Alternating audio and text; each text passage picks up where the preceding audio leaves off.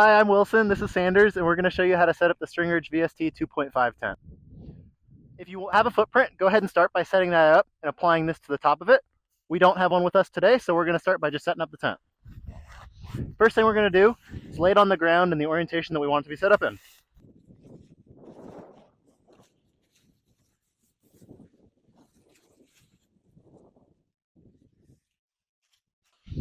To start, we're going to stake out the 4 corners.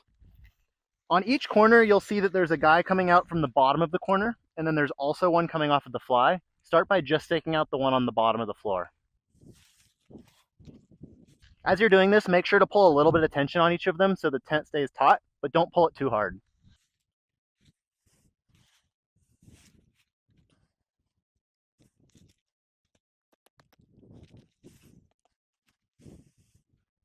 The next thing we're going to do is we're going to start with our 2 longer size trekking poles, both set at 120 centimeters. We're going to put them under each vestibule. To do this, reach under the vestibule to the top of the zipper. You'll find a little pocket. Go ahead and put the tip of the handle in that pocket. Fold the vestibule over the top.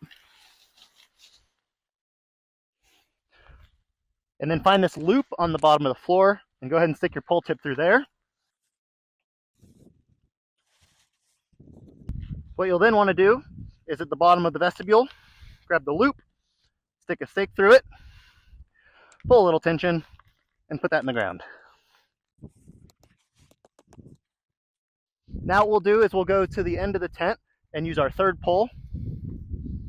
This one we'll want set at about 60 to 70 centimeters. Go ahead and stick it through both loops at the bottom. Pull the vent over the top, stick the pocket into the handle.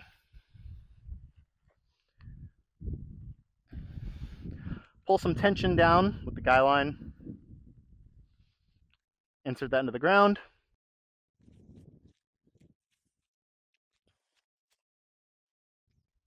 And give it a little bit of extra tension. Now that we have the tent basically set up, we're going to go around and adjust all the tension at the corners. Start by going to each corner, taking the fly loop, loosening it all the way, pull it around the stake, and then go on to the others.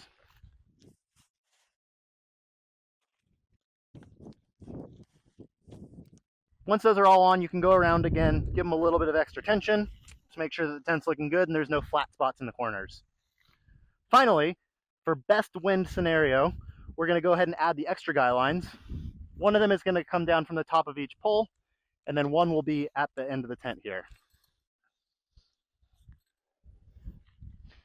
When you're doing this, make sure to start with it mostly loose and come straight off the ridge line of the tent. Insert it to the ground and pull a little bit of extra tension. Then you can, at the head end, go ahead and put that in, give it a little extra tension, pull it tight.